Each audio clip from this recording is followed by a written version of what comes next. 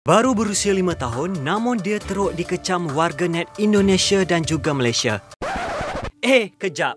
Tapi bukan orang tahu. Sebaliknya, hanya salah satu watak dalam animasi terkenal Upin dan Ipin, iaitu Fizi, yang dikatakan mengguris hati adik-beradik kembar itu kerana tersalah cakap. Masa awal-awal tu, kita orang tahu dekat MNC TV Indonesia punya Twitter. Sebab dia cut bahagian di mana Fizi cakap yang tiada syurga buat anak yatim tu lah. Jadi, bila benda tu viral, lepas tu semua orang tunggulah sebab tayangan pertamanya di MNC TV Indonesia. Jadi, bila MNC TV tayangkan tu, barulah trendingnya di Indonesia dulu. Orang bincangkan benda tu, lepas tu sampai pula dekat Malaysia. Tapi orang Malaysia tak tengok episod penuh sebab kita tak tayangkan di Malaysia. Sebab dekat Malaysia, dekat Astro hanya season 13 dulu. Yang ni di musim ke-14. Jadi orang Malaysia pula marah sebab diorang tak tengok cerita tu sampai ke akhirnya.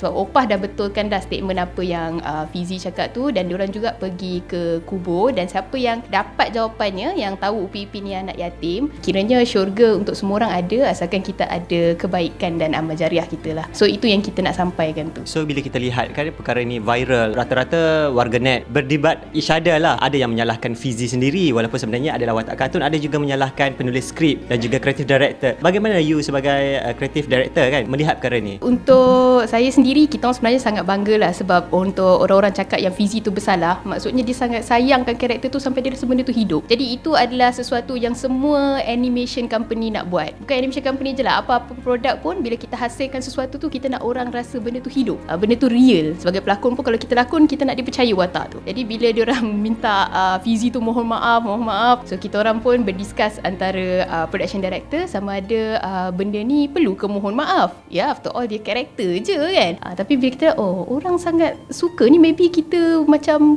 animasi pertama yang kena mohon maaf. Selalu selebriti je. Benda yang penonton tak tahu, kita buat Fizi ni tak ada proper planning pun. Kita bincang dalam group je, execute pun tak ada macam proper execution macam kita buat animasi series. Ada mula dengan script, planning, brainstorm, lepas tu kita buat storyboard, lepas tu kita buat animation, model ke apa yang perlu untuk animation, lepas tu animation kita render semua. Yang ni tak, kita sebabkan PKPB, kita tak boleh pakai ramai orang. Jadi kita panggil beberapa orang saja. Maknanya less than manpower yang sepatutnya dibuat untuk pembikinan animasi. Jadi dengan kekurangan manpower, tanpa proper, tapi maksud saya tanpa proper ni bukanlah negatif. Dia sebab kita nak kurangkan penggunaan manpower tu. Awak bayangkan, Fizi punya video permohonan maaf tu dibuat dalam masa 2 hari saja. Sepatutnya animasi dibuat dalam masa 4 minggu. 4 minggu dari skrip, storyboard, animasi, render, lepas tu kita jadikan di color semua. Tak, ini 2 hari. So bagi saya tu achievement dan benda yang agak mustahil yang kita dah buat lah. So untuk siapa yang masih tidak berkenan dengan Fizi tu, maafkanlah Fizi sebab Upin Ipin pun dah maafkan dia. After all, dia budak 5 tahun.